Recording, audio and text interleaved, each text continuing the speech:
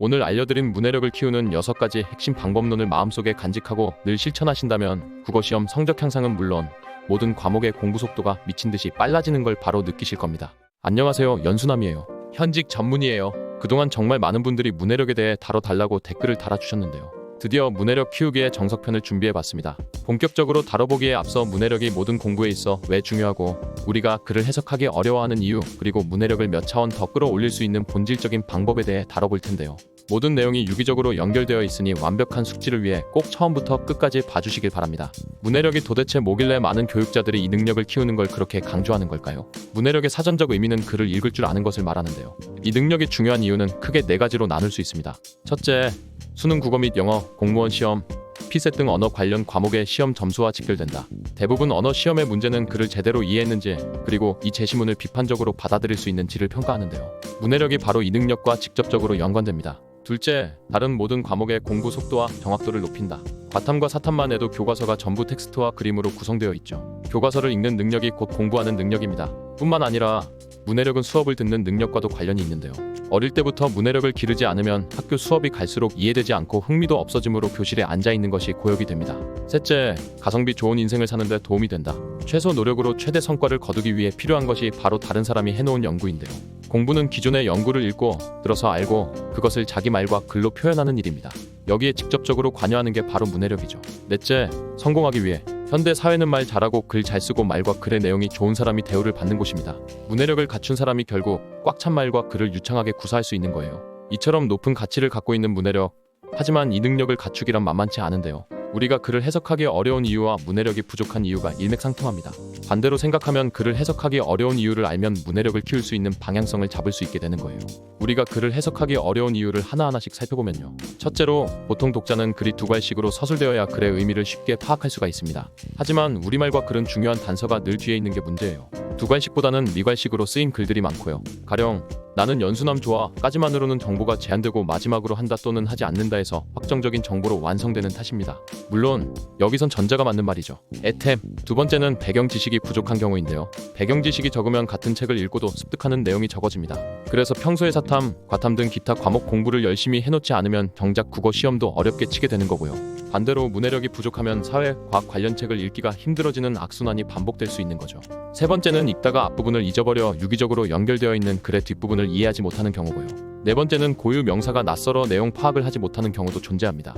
마지막으로 5번째는 문해력을 키우는 과정 자체가 길고 험난하기 때문인데요. 문해력에는 1만 시간의 법칙이 적용됩니다. 적어도 하루 3시간씩 10년을 노력하든가 10시간씩 3년은 노력해야 하는 거죠. 많은 학생들이 다른 과목은 투입한 노력만큼 성과가 난다고들 하는데 국어는 쉽게 늘지 않는다고 합니다. 수학, 과학이나 영어를 못해서 의대를 못 간다고 하는 게 아니라 국어를 못해서 못 간다는 말이 나올 정도죠. 문해력은 오랜 시간 동안 글을 읽고 써야만 길러지고요. 문해력이 없으면 문제도 제대로 읽지 못하고 아무리 공부해도 성적이 오르지 않는 겁니다. 이제 문해력의 중요성과 문해력에 대한 배경 지식은 모두 쌓았으니 본격적으로 문해력을 키우는 방법으로 넘어가 볼까요? 첫째, 예상하며 읽기가 가능해야 한다. 책을 읽을 때는 차례나 일부 내용을 바탕으로 내용을 예상하고 읽어야 능동적으로 읽을 수 있는데요. 내가 예상한 내용과 같다면 동조하면서, 내가 예상한 내용과 다르다면 따져가면서 읽어야 할 것입니다. 평소에 책을 읽을 때 목차를 보고 책의 내용을 예상하며 읽는 훈련을 한다면 인생 전반에 걸쳐 큰 자산으로 남을 거예요. 그리고 책이 아닌 모의고사나 기출지문을 읽을 때도 여러 지문들의 글의 흐름 자체를 분석하다 보면 글의 전개 방식이 몇 개의 유형으로 나뉜다는 것을 알게 될 텐데요. 이 유형을 하나하나씩 머릿속에 집어넣도록 합시다. 수험생이라면 반드시 이 작업을 수행해 예상하며 읽기의 달인이 되어주시고요. 고득점을 받을 수 있는 기반을 다지도록 합시다. 둘째, 사전을 활용하며 책을 읽는다. 적어도 문제풀이를 할 때는 앞뒤 문맥을 통해 모르는 단어의 뜻을 예상해가며 읽을 수 있지만 해답을 본 이후에는 모르는 단어의 뜻은 찾아봐야 합니다. 이 과정을 거치지 않으면 한 문장을 평생 오역한 채 넘어갈 수 있는 거고요. 어휘력이 부족하면 공부가 늘지 않습니다. 사전은 인터넷 국립국어원 누리집에 있는 표준대사전을 이용하는 게 가장 정확합니다. 사전을 보고 기억하고 어려운 어휘는 단어장에 기록해 두고 복습해주고요. 사회나 과학 공부를 할 때도 많은 개념의 어휘를 빠짐없이 기억해야 합니다. 그 과목 자체를 잘하는 측면도 있지만 나중에 국어 시험을 볼 때도 훌륭한 배경 지식이 되어줄 거예요. 셋째, 여러 독서 기법을 자유자재로 활용할 수 있어야 한다. 독서를 할 때 정독이 좋은지, 다독이 좋은지, 발췌독이 좋은지, 속독이 좋은지 헷갈리죠. 여기서 정답은 상황에 맞게 읽는다인데요. 정보를 얻기 위한 읽기라면 속독과 다독을 하고 인터넷 기사라 하더라도 생각을 해야 되는 부분에서는 정독을 하는 게 맞습니다. 거기에 교육부에서 제시한 5가지 읽기 기법도 숙지해야 되는데요. 사실적 읽기, 글의 내용뿐 아니라 글의 구조와 전개 방식까지 파악하며 읽는 것을 말합니다. 제가 예상하며 읽기 능력을 키우기 위해 반드시 필요한 읽기법이라고 했었죠? 추론적 읽기, 글에 드러나지 않은 정보를 예측해 필자의 의도나 글의 목적, 숨겨진 주제, 생략된 내용을 읽어내는 것을 말합니다. 비판적 읽기, 글을 읽고 고개를 단순히 끄덕이는 수준에서 갸우뚱하는 수준까지 생각이 발전해야 합니다. 책을 비판하며 읽으려면 내용의 선입견, 과장, 왜곡이 있는지를 생각하며 읽어야 하는 거고요. 책을 관통하는 논리적 일관성 등을 파악하고 주장과 논거는 신뢰할 수 있는지도 알아봐야 하고요. 알고 있는 지식에 반하지 않는지도 같이 살펴봐 주세요. 감상적 읽기, 그래서 공감되거나 감동적인 부분을 찾아 읽는 거예요. 창의적 읽기, 문제 해결 방법이나 필자의 생각에 대한 대안을 찾으며 읽는 것을 말합니다. 단순히 읽어내는 것이 아니라 이러한 다양한 읽기 기법이 있다는 걸 염두에 두고 읽는다면 분명 같은 독서를 하더라도 문해력 발전 속도가 남다르게 될 거예요. 그럼 4번째로 넘어가 보겠습니다. 가장 중요한 과정이라고도 할 수 있는데요. 읽고 요약해보는 겁니다. 어떤 글을 읽었으면 글을 반으로 요약하고 그 요약한 글을 다시 반으로 요약하는 겁니다. 이처럼 읽고 요약하는 훈련을 하면 어느 글이라도 정확하게 빨리 읽고 요약해서 쓸 수 있는 단계에 이르는데요. 이 정도까지 하면 문해력의 달인이 됩니다. 대부분 고난이도의 문제는 글을 다 읽고 난 뒤 글의 내용을 전부 기억해서 질문에 답하는 방식인데요. 요약을 능수능란하게 할 수 있으면 문제없이 문제를 풀 수 있게 되는 거죠. 책이 길다면 각 장별로 요약을 하는 것도 좋습니다.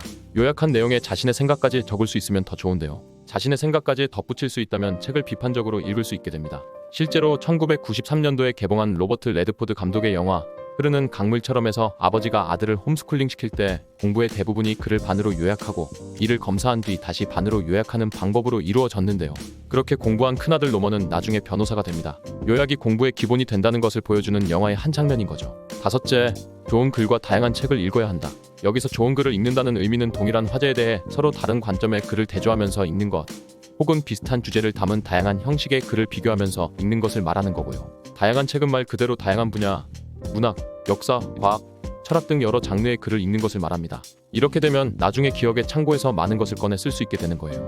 마지막으로 시간의 축적 원칙을 지키고 두고두고 읽을 만한 책은 사서 읽자. 책을 오랜 시간 읽어와야 독서 능력이 늘어납니다. 아까 1만 시간의 법칙을 설명드렸죠? 독서 능력은 갑자기 생기는 게 아닙니다. 그리고 가치 있는 책은 도서관에서 빌리는 게 아니라 직접 구입해주고요. 자기 소유 책은 밑줄을 치거나 의견을 적을 수도, 한 귀퉁이에 요약할 수도 있습니다. 문해력을 키우는데 직접적으로 도움을 주는 행위죠. 그 밖에 책을 빠르고 효과적으로 읽는 법, 글쓰기 심화편 등 30여 개가 넘는 공부 심화법 영상을 만나보고 싶다면 구독력 가입 버튼 눌러주시고요. 암기법 하나는 확실하게 챙기고 싶다면 고정 댓글란 연수남 암기법 책을 참고해주세요. 오늘 알려드린 문해력을 키우는 6가지 핵심 방법론을 마음속에 간직하고 늘 실천하신다면 국어시험 성적 향상은 물론 모든 과목의 공부 속도가 미친듯이 빨라지는 걸 바로 느끼실 겁니다. 오늘 영상은 국어교사로서 30년간 일한 뒤 서울대학교 입학사정관으로 일했던 교육전문가 진동섭님의 공부머리는 문해력이다 책을 참고로 하여 제작하였습니다. 다음 시간에도 유익한 공부법과 성공 인사이트를 만나보고 싶다면 구독과 좋아요, 알림 전체 설정 맞춰주세요. 감사합니다. 당당.